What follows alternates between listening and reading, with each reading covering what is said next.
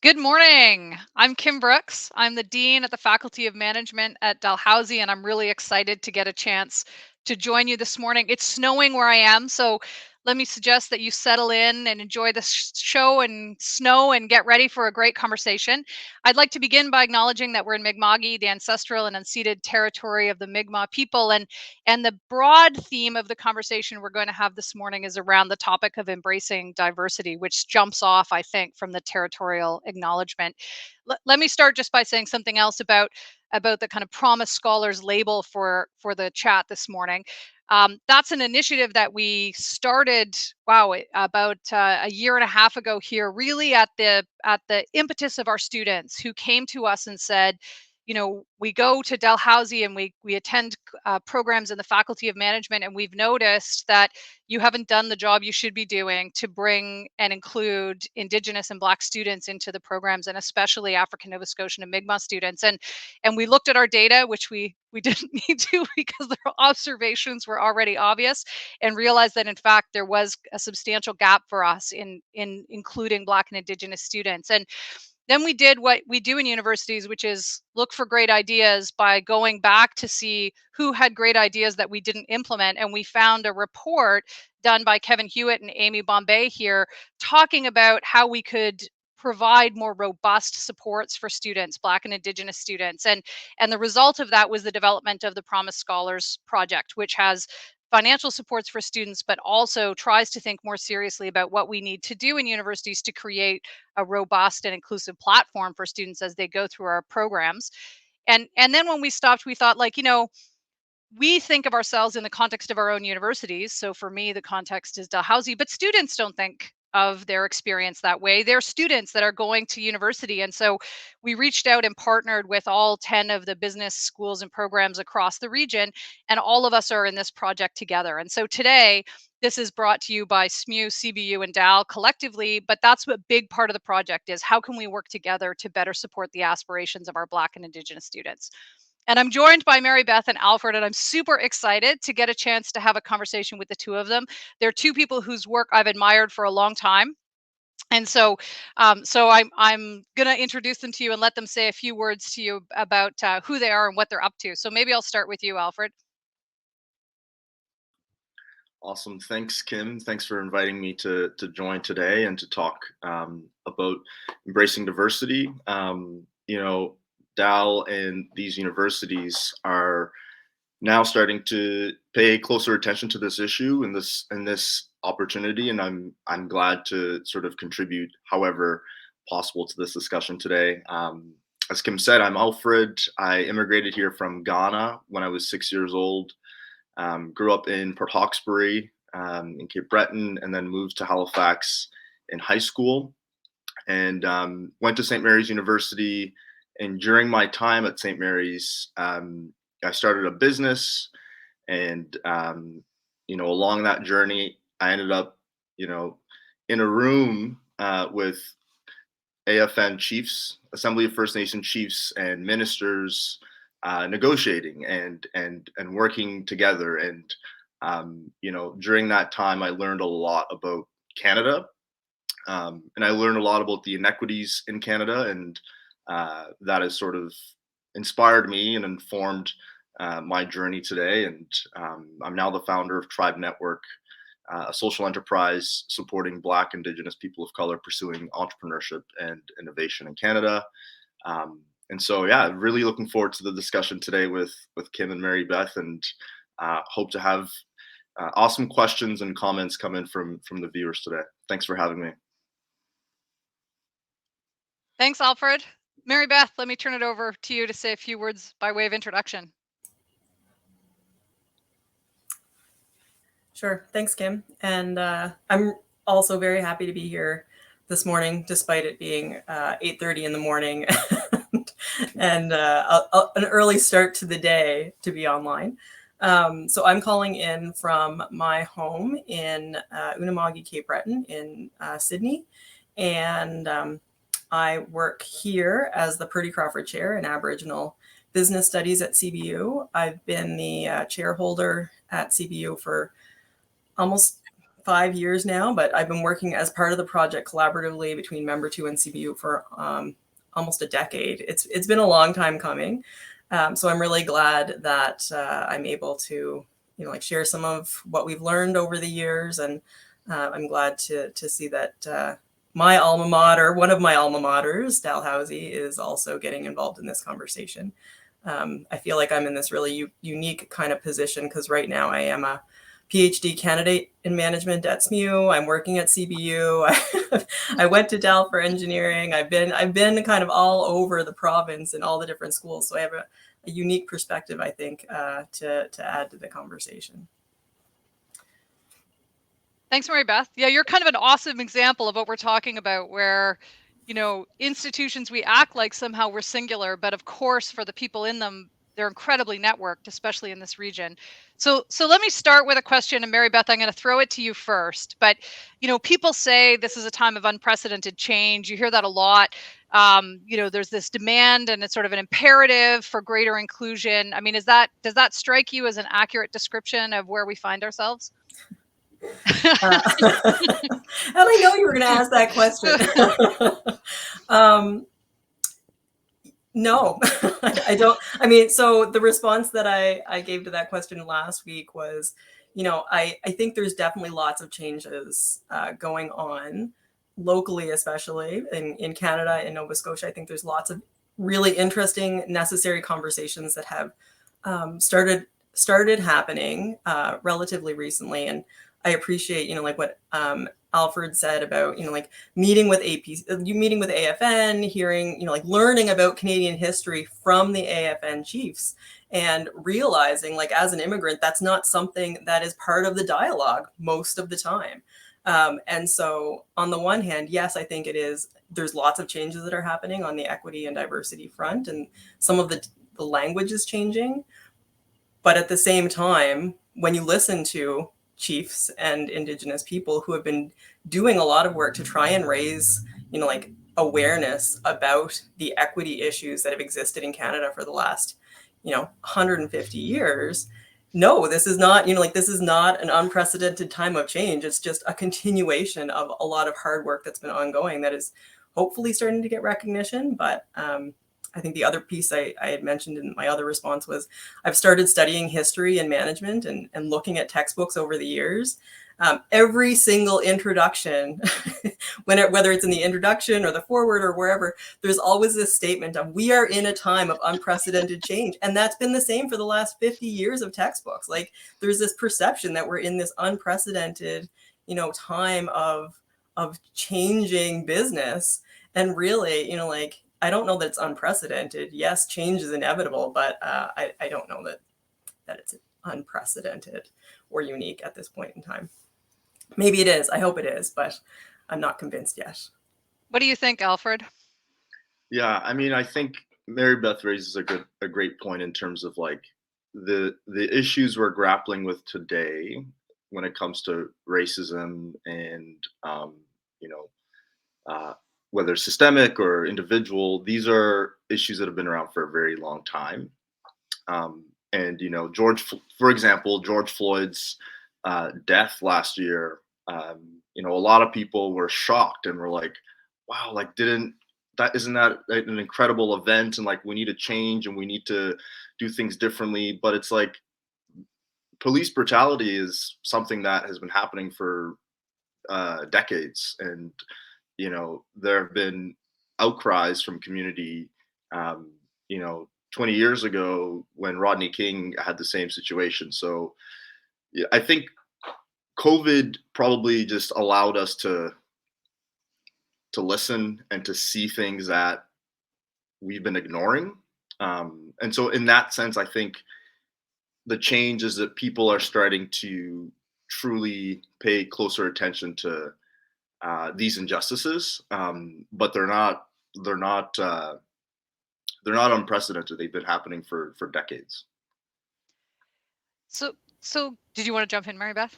I just wanted to say, to kind of respond to what Alfred's saying. I agree. And when people started talking about George Floyd I was at a management and business conference, and the speaker, like the keynote speaker said, thank goodness, like that in Canada, we are not racist like that. And we don't have racism to the same extent that they have it in the US. Thank God that doesn't exist. And then you counter that with all of the things that we've seen in the past 2 years, especially locally, like Sabaganegedy, and like clearly there are racist issues of racism towards Indigenous people and other minority groups throughout Canada. And I can't believe, like, sitting somewhere in Montreal, like listening to business leaders speak, and they're saying, well, but we're not racist here. It's like, well, you clearly don't know Canadian history very well, and you don't know what it's like to be a minority in these conversations right now. Yeah, I don't know, Alfred, if you want to jump in on that, because I think of that as a big piece of the conversation I often find myself in is, there's an American example, and then there's a kind of an effort at kind of Canadian exceptionalism, like, well, that doesn't happen here in the same way. And then there's a lot of time that we have to spend, explaining to people, in fact, it does happen here, and here's what makes it unique because of the circumstances of our history and legacy in Canada. And, I wonder what you think about how preoccupied we sometimes have to be with that conversation. Does it get in the way of moving other dials? Is it a fruitful conversation? Are there things that, you sort of, from your experience of having those conversations, feel like, if I could move one thing on this one, it would be this? Yeah, I think we need to just start from a place of realizing that the systems and institutions we operate in are inherently racist, right? And so, this individual that was speaking on this panel that Mary Beth was referring to, like, maybe them as an individual is not racist, but like, there needs to be education um, around these systems that we're operating in, and um, the effort is around dismantling these systems that are unjust and are have barriers for folks. And so because I think people tend to have their backs against, will get super defensive if they feel like you're calling them racist. And Kim, I've known you for a few years now, and like, I know you're not racist, but I know that Dalhousie as an institution has some practices, or in the over the course of generations, um, at one point was probably racist, right? So it's like, how do we not attack the people, but how do we come together and dismantle um, these institutions that are racist or have racist policies or racist practices? I think it, the conversation can be had once we all realize that the systems we're operating in are flawed and are racist. Yeah, and I mean, I'm supposed to be asking the questions, but I can't help but jump in on that one, Alfred, because I feel like, I have a friend who says, like, racism is just the air we breathe, right? And so you can't help but get it on you. Like, it just, it, the sort of effort to try to explain to people that you aren't racist just seems like not, maybe not a productive use of time. There are all kinds of things I do where I think to myself afterwards, gee, what stereotypes and assumptions might have motivated that, or how could I have responded better in conversations with other people? So I suspect that, it's all in each moment and each decision that we make. And I am 100% confident that over the course of time, I've done things that people have experienced as racist and racism. So but I think that's it. I think that's just an inevitable part of what it is to be alive in the system, right? I mean, I think it would be incredibly hard to be able to intellectually displace all of the societal messages you get, and then be constantly responding to them. Anyway, I say that just because I'm confident that you're not totally right, that I that I've behaved in a way that has always not been racist throughout the trajectory of my life. Let me ask this: that we've got a bit of a conversation going around some of the obstacles. So let me turn to those obstacles, because I could imagine that they can be quite, I would have thought, quite demotivating to be kind of having these same conversations over and over again. How do you stay? I'm going to ask you a bit in a minute about some of the cool things that I know the two of you are up to, but how do you stay motivated to do this work, to keep in the space of anti-racism, to keep in the space of kind of decolonizing, indigenizing, in your case, Mary Beth, the business and management curriculum? I mean, that's a substantial project. What kind of drives you and keeps you engaged in this? Why don't you jump in, Alfred? I think, yeah, Mary Beth might be having some Yeah, I think technical she froze there for a moment. hopefully she joins us back again.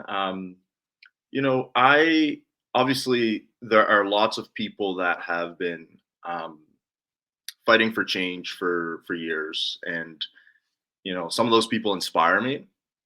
Um, Absolutely, Martin Luther King, Malcolm X. But I think you know I realize that there is an imbalance in power um, in society and in Canadian society. I've been lucky enough to attend, great schools, and I've been given opportunities to uh, under, better understand how power works.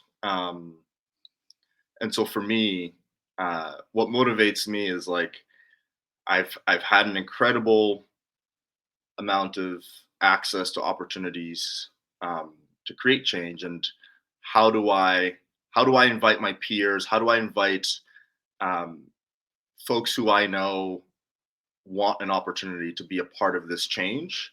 And for me, that's kind of been um, my journey is like, how do I bring more people along? Because I can't dismantle these systems by myself. That's for sure. And so that's kind of what keeps me going is the more people I bring to these uh, projects or opportunities, it keeps me going because I'm not pushing alone, and we're able to support each other and are able to create an environment where we can feed off each other and help each other. So I think really what keeps me going is realizing that um, this is a game. This is a game about you know to some degree power, and there's power in numbers. So I need to invite more people um, who've had similar experiences to me or who face barriers. I need to create spaces where together we can keep pushing, and whether it's creating new systems or finding ways to dismantle systems. It's a matter of just inviting more people to the conversation and people to the movement. I love that. I think that's the way I sort of think about this world, Alfred, is it's like how can we just keep making that tent bigger and bigger and keep people engaged in the conversation together. Your Totally. story is so cool. So I want you to like Mary Beth has lost power. So it's you and I for however long it takes. This may just be you and I. And Cool. so it's good. It'll be like we're at coffee, you know what I mean? Yeah. The tell us a bit about that because I love the path and it's kind of connected to your story about connecting with more people, building those bridges. I've heard it, but so when I say the path, I'm kind of thinking a little bit about once you started, you're at SMU, you kind of started doing some of this work, building your own business, and then how that became what has become Tribe. I Mm. just think that's an incredible story of one relationship after another in some sense. And so tell us a bit about that. Yeah, absolutely.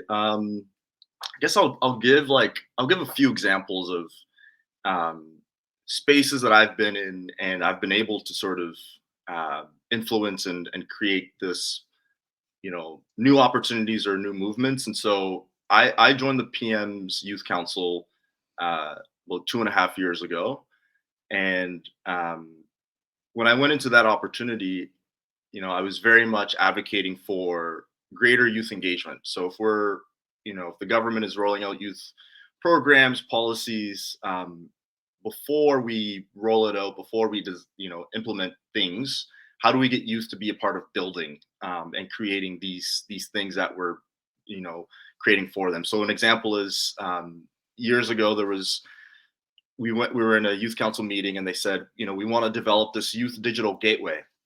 We want to be able to share opportunities with youth. We want to be able to, um, educate youth virtually and all that stuff. And well, I said, why don't we get youth to build a platform as opposed to hiring an agency or a business that is not led by youth? Like, why not create the experience where youth can actually build this thing? And so we did exactly that. We I believe it was the Impact and Innovation Unit at the federal level engaged with OCAD, and we held a day long design jam where 15 students uh, came together for a day, and each of them built a version of this youth digital gateway. And by the end of it, you could then we had 15 examples of what this thing could look like and be like from youth who built it, right? And so that's just like an easy example of how to get youth to actually create the things that we want them to use, number one. And I guess another example I'll share is collective action. And so, as a member of the youth council, during COVID, at the start of COVID, and during the George Floyd incident, we wrote a letter to the PM, and in this letter, we were demanding action when it comes to anti-racism in Canada, and anti-Black racism. And you know, it was a very raw time, and we were trying to push, and we didn't feel like there was much of a response from our push. And so we took the letter public, and I sort of created this website platform called Collective Action. And what Collective Action allowed us to do was to put this letter online so that other people could send the letter to their local representative. So your local councillor, your local MP, your local MLA. And what I realized was that, the Liberal government or Justin Trudeau might have the best intentions for, creating new policies, et cetera. But ultimately, we need to be pushing from different angles and different sides, right? If he comes to the table, or if the Liberal government goes to the table and says we want to invest X amount in Black communities, the conversation would be much easier if a Bloc Québécois MP comes to the table with knowing that 1,000 of his residents were demanding for the same change, right? So, last year during Collective Action, we held about 10 different online campaigns related to issues around racism, and we had over 50,000 people take action and reach out to their local elected officials. So, I think that's an example where, you invite many people to join and to push from different sides. Depending on where they're located, they may have an MP or a representative from a different party. And so, collective action for me has been a really great sort of experiment at how to move the needle, how to create change from an advocacy perspective. But that's now with Tribe Network. What we're really trying to do is create more opportunities for BIPOC folks. So we've developed a digital platform that allows BIPOC folks to create a profile, to see each other virtually, to connect with each other. And we're also creating partnerships with institutions and organizations, whether it's like, Futurepreneur or Volta or BBI. And we're creating a digital space where BIPOC folks can connect with each other. They can see each other, but they can also connect with these institutions, these organizations that want to support them. Because, I'm sure, as Kim, like, trust is such a huge issue in community, and having a relationship with people is so important to move things forward. And I've heard so many times when talking to organizations who want to support BIPOC folks, they say, "Well, we don't know where to find them, number one, or we don't have a relationship, or they don't trust us." Mhm. So through Tribe, we're really trying to create a space where these two sides, this two-sided network, can sort of come together and share better experiences and opportunities with each other. Cool. Alfred, let me jump in because one of the things that's so striking for me, there's a number of things about that sort of story that I want to pull on, but one of them that's striking for me is how porous, in your story at least, the kind of activities of universities and often business schools or faculties of management, and the kind of world that you're out in where you're developing new entrepreneurial engagements with people, whether that's kind of in the political space or in the innovation and entrepreneurship space and the relationships you're building. Like there's, every time I see a photo of you, you're maybe you're on SMU campus, maybe you're down at Volta, maybe you're with a group of youth with a politician. Like yeah, I've sort of watched these photographs of you show up different places. I mean, what do you expect from universities and maybe on some level a little bit more specifically business or management schools and faculties in this kind of path towards greater inclusion? Mm, great question. Yeah, I mean, I'll use a couple of examples. When I was at St. Mary's, I was a student and I had a business. And, I think we need to realize that everyone learns differently. Everyone sort of consumes uh, information differently. And um, I think we need to broaden the term. We need to broaden the term of like education and school, and realize that sitting in a classroom is not the only form of education one can obtain. Right. When I had a business, I was in the digital media space, digital media marketing space, while I was at SMU, and the things that I was doing for my clients outside of school, I was not learning in school. Hmm. Right? The things my clients were asking me to Hmm. do for them and to support them, I was not learning in school at that time. Um, However, we were bringing, this company was able to involve youth in the city in delivering services for clients in a space where, we were having impact and we were able to, provide them great service. And so I think there's something about how do you value people's experiences outside of school, outside of the university, sort of outside of campus, and how does that yeah, how do we value that? Because I'll give you another example of a local entrepreneur, Novell Provo. Another, I believe he's a SMU, I believe he's still a SMU student right now, but Novell started Smooth Meal Prep, and Hmm. he's from North Preston, the community of North Preston.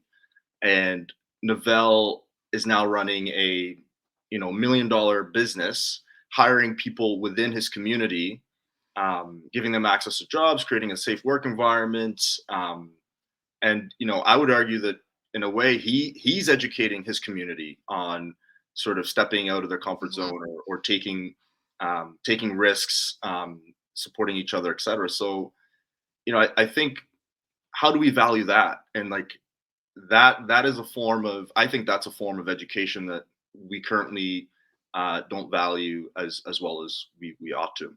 Yeah, and I mean, you and I have had this conversation. The rigidity sometimes of the what we see as kind of the educational platform really creates frictions in trying to have that educational platform respond to what it is students need, what it is students think they can bring back to their communities and families. And so, there's a kind of traditionalism, I think, in lots of the education design pieces that really Totally, seem to get in the way. Yeah. totally. And like, I'll give you another example. When I joined the youth council, our first meeting happened in Nunavut, in Iqaluit. And on our way to Iqaluit, we got some briefed on sort of the state of the Iqaluit and the people in Iqaluit. And I'm pretty sure there was a whole section around inclusion and how to create these opportunities for youth in Iqaluit to get educated in outside of Iqaluit. And so I went into the conversations thinking, oh, these youth want to go to Ottawa, or these youth want to go to BC for school.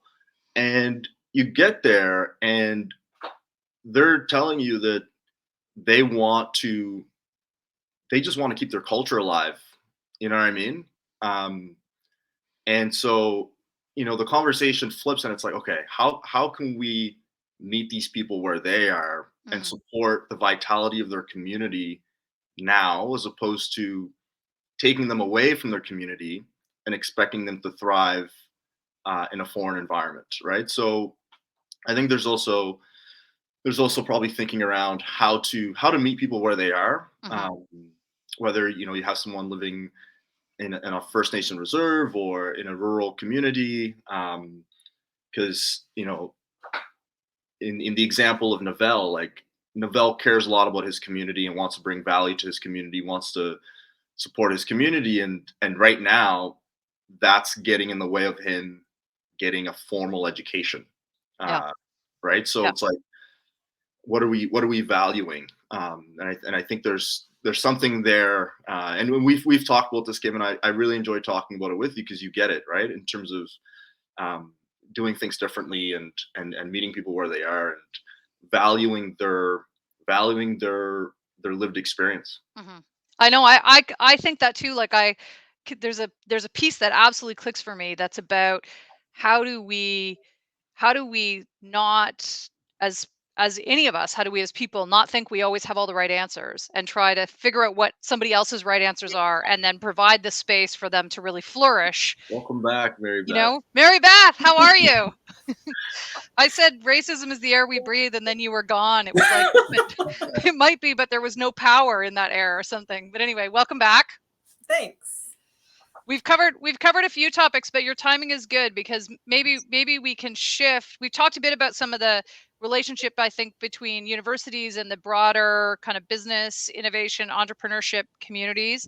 And we've talked a little bit about how we sort of come to understand each other in a way that is not bringing necessarily our own perceptions to bear, I guess, if I can call it that, on others, but really listening for where they're at and then trying to see as educational institutions how we can intersect, or maybe sometimes we're not the right player in that conversation.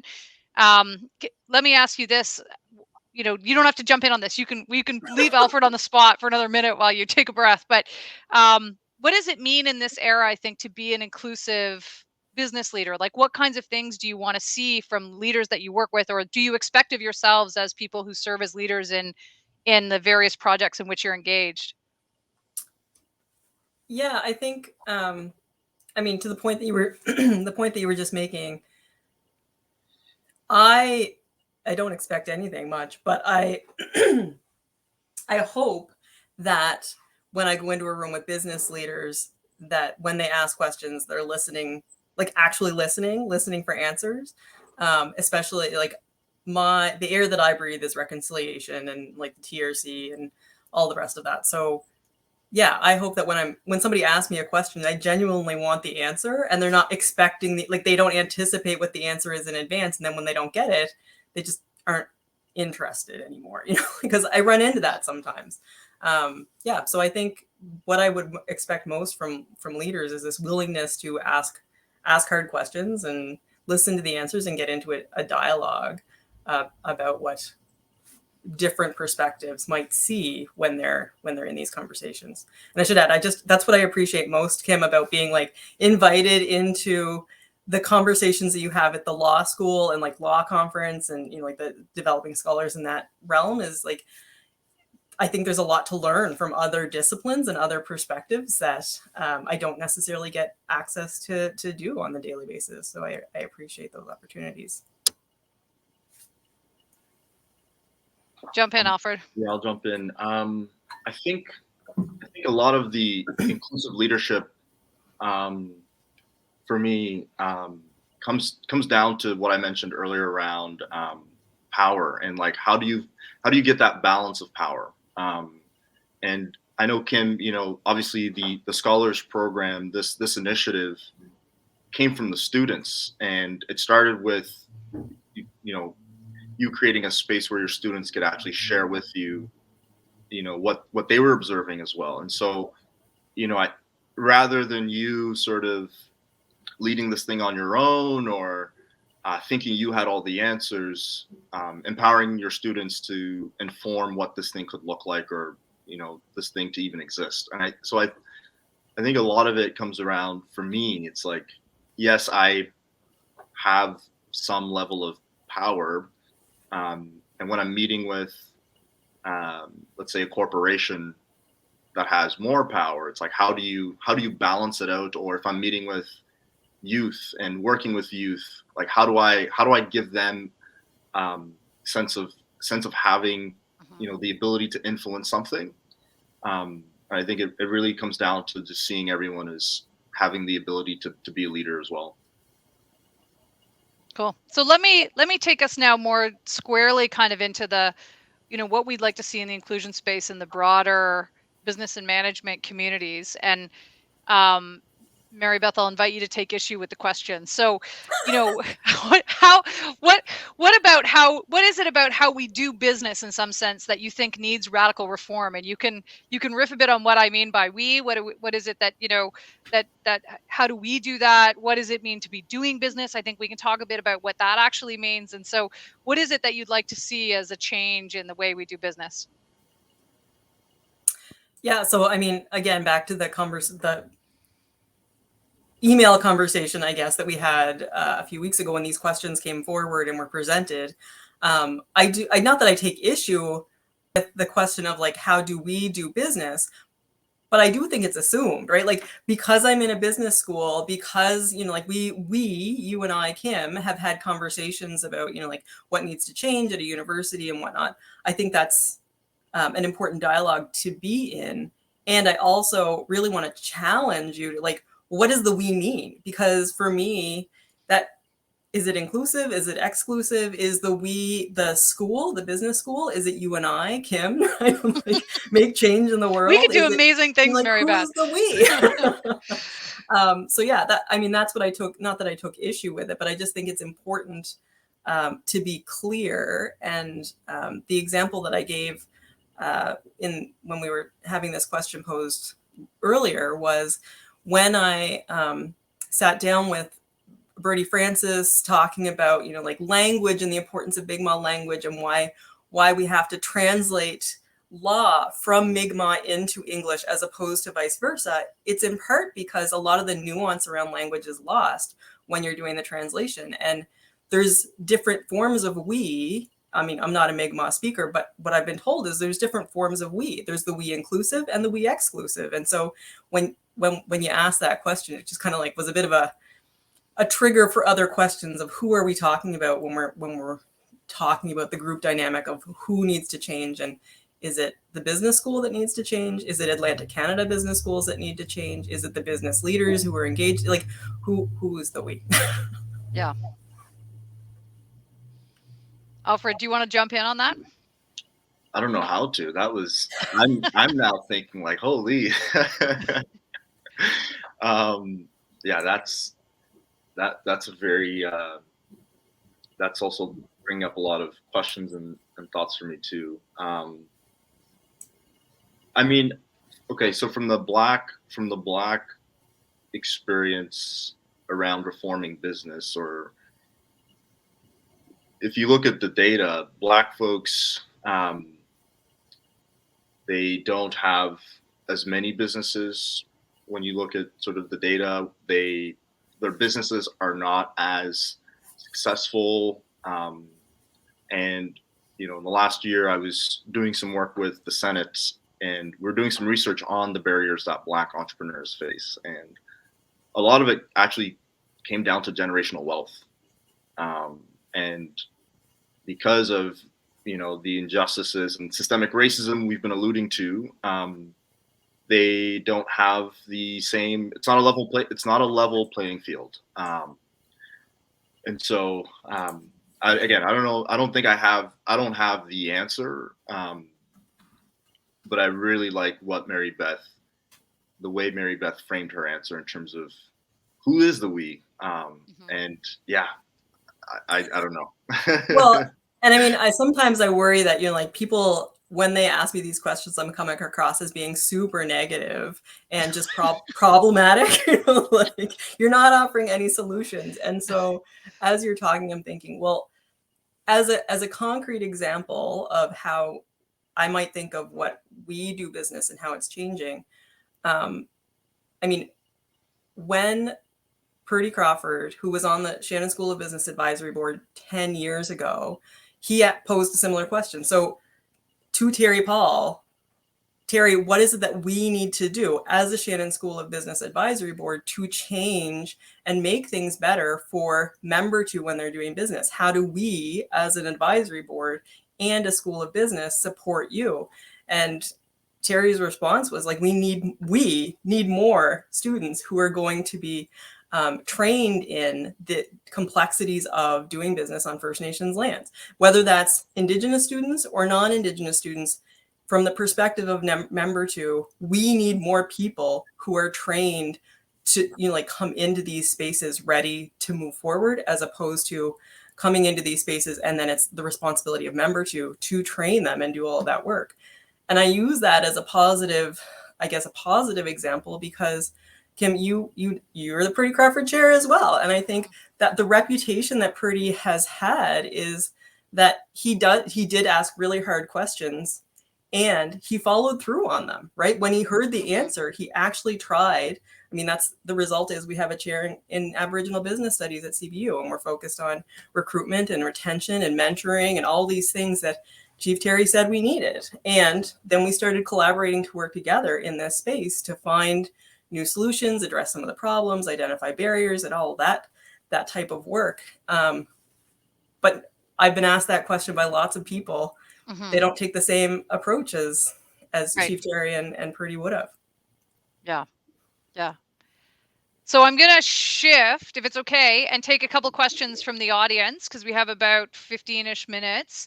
And so if you've got a question, please put it into the comments and we'll see if we can get as many of them as we can raised here. So here's the first one to the two of you. How can institutions make learning in the classrooms relevant to what's required to be successful outside of classrooms, especially for BIPOC students?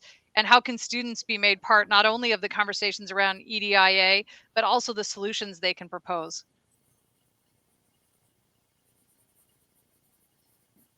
It's a big question, Kim. Yeah, I know it's got a couple of parts. So slice in anywhere you want, and we'll assume that this is going to be a question, the answer of which is in progress over time. So I guess I can start by saying, like in my classroom, we have a course that has been on the books now for 2 years, exploring Indigenous. Actually, there's two courses at a BBA level and an MBA, exploring Indigenous business.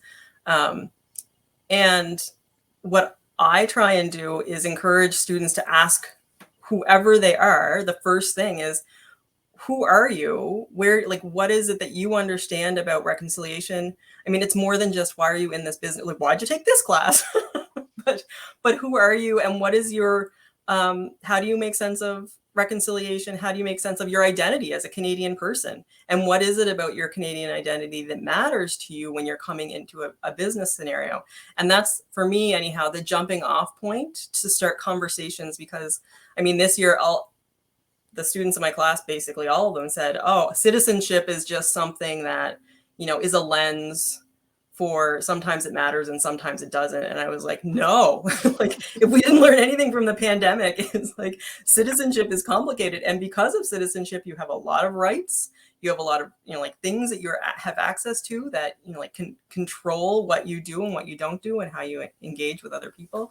And so yeah, I think that asking some hard questions and engaging with students at that level of why are they here and how do they understand, who they are and what their responsibilities are as Canadian citizens or as people who are in this territory or wherever they're living. Alfred, do you want to jump in on any of this? Yeah, I'll jump in. Making learning in classrooms relevant to what's required to be successful outside the classroom. I think this is kind of going back to what I was saying earlier about my experience as a student entrepreneur, or Neville from North Preston, his experience as a student entrepreneur, where, how do you allow what's going on in the real world to be valued just as much as education in a classroom, as opposed to, let's say, trying to apply what's in the textbook in the real world, right? So I think as much as possible for, I'm not sure if this person who's asking the question is a teacher or whatever, but if there are, people, if you're teaching a subject and there are local folks who can come in and engage with the students on their actual lived experience, I think that makes students in general just more engaged. And for BIPOC students, if it's someone that looks like them, I think it actually that helps as well.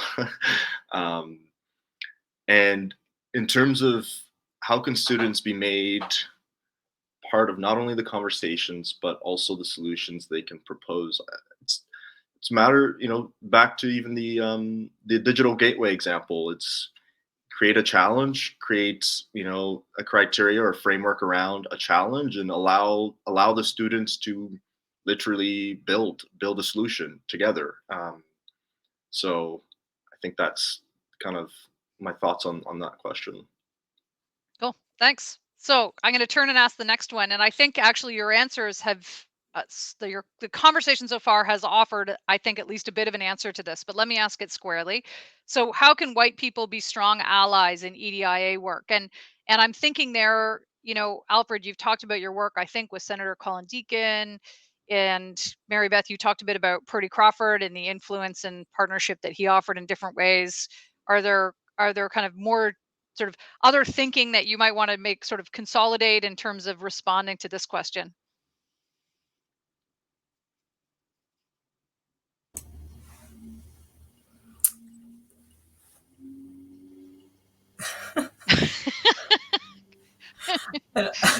Trying to formulate an answer that makes sense. What I'm thinking, I mean, this might not be a direct response to that question, but what I was thinking about even when Albert was talking is another comment that I made not too long ago. It was around this idea of leadership. Like a lot of the time when we ask about in youth leaders and like BIPOC people who are like leaders of the future, I push back and say, well, like, how do we engage with people now? Because they are leaders now, right? Like there's a lot of young people, students in our classroom who have been told, like when you get into business, when you start working, when you do this, and it's like, actually, there's a lot of things you could be doing right now as part of your student union, on campus, in conversations, asking questions. Like you have a lot of power within, as like as students in your daily lives everywhere, to like enact change. And so I think in terms of like finding allies, or like allyship can be supporting those students, not down the road, but right now, like finding ways to support young people when they have good ideas. They have tons of good ideas. Helping them find ways to practice those, enact those, and make them work right now. I mean, that's what comes to mind right away, but I welcome hearing what other thoughts are out there. Yeah, I'll jump in. So I think mentorship and sponsorship is a way to be an ally. So as a white person, if you are in a room where there's conversation about DEI or whatever else, and I think to ensure that if you look around the table and there are no racial folks around, great, pointing that out, like just saying who's missing from this conversation. And if you do invite someone to that space, I think you've got to create the conditions for them to feel safe and heard and valued. Valued is a huge piece of it as well when it comes to the heavy lifting. If you're giving someone an opportunity to do this work, how are you valuing them, and are you sponsoring them in such a way that even when the work is done, that through the network or through the tables you invited them to, they will continue to prosper from those relationships or those connections that have been made. So I think it's important, to sponsor people and to if you truly want to be an ally, don't just use the person for the thing that you want to get done, but think about how you can introduce this person, or how you can create other opportunities for this persons or individuals to thrive outside of the scope of work you're identifying with them. Thanks, Alfred. So Mary Beth, there's a question I want to ask squarely to you. Is that okay? Yeah. Yep, I see it. There's a question about in business, and I'm really curious about it. Alfred, you and I have had some conversations about this. I think it's a program that sort of connects high school students with business mentors, I think.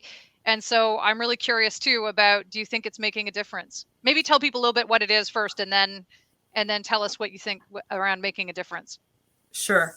So the In Business mentorship program for Indigenous youth started 10 years ago when the Crawford Chair launched. This was one of the first initiatives that we took as part of the scope of what we were doing as the Crawford Chair.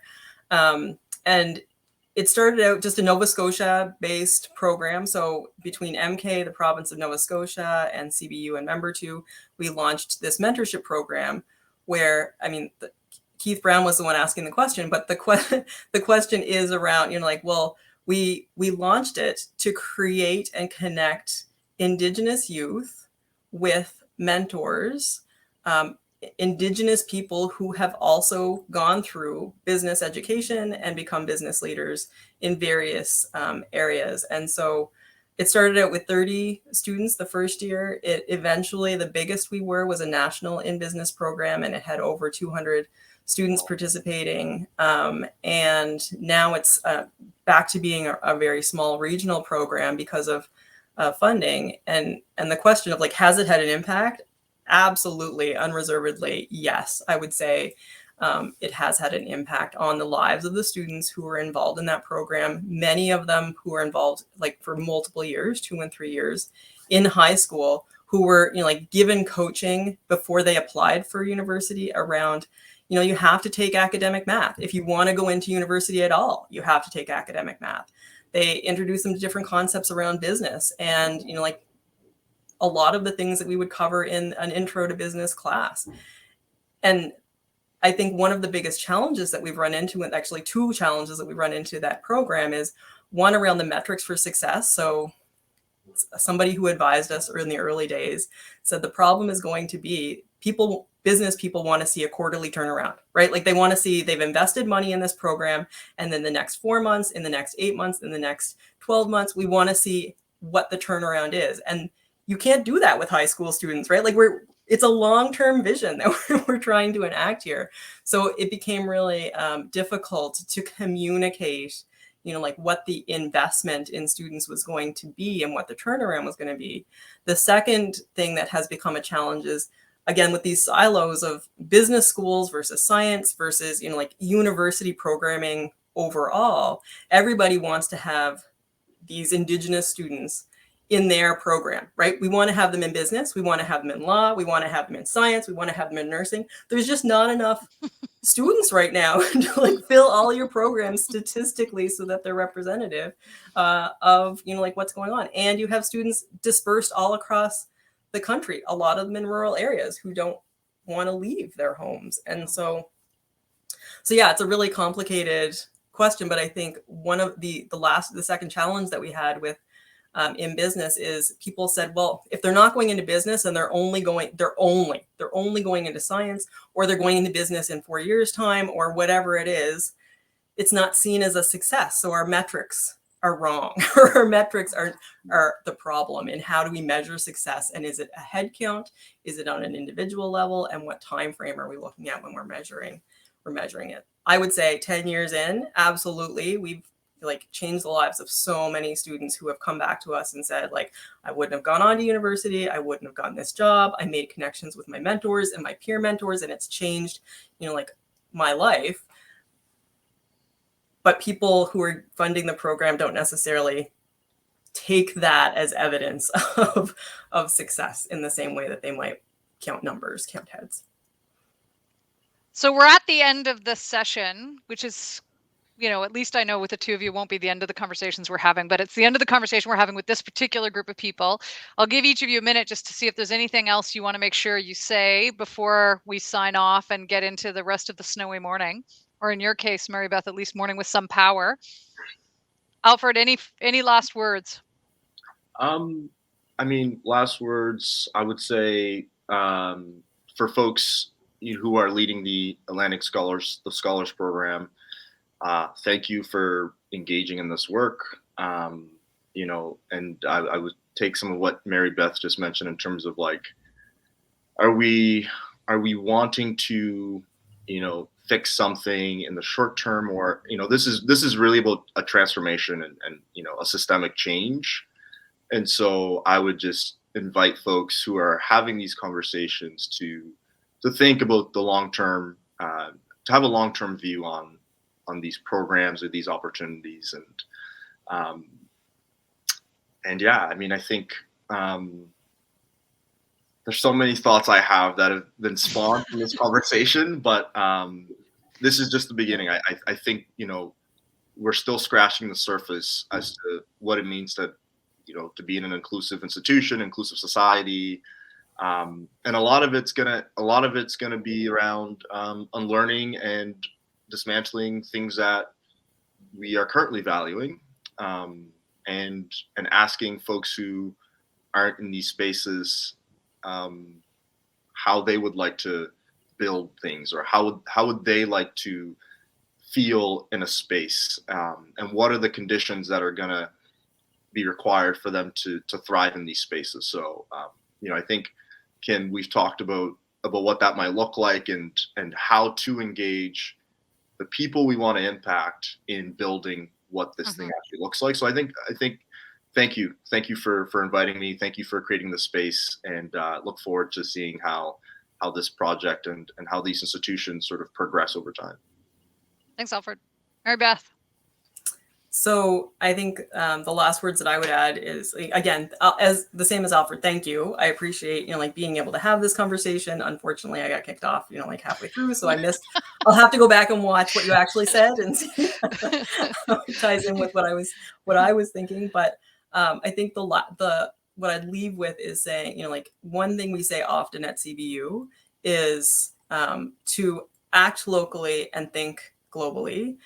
Which is perhaps a bit of a cliche, but I do think it's really important to act locally, act within your classroom, don't wait for somebody else to solve your problem from outside. We can make change right now, right here in the lives of individuals that we interact with on a daily basis as a co-learning journeys.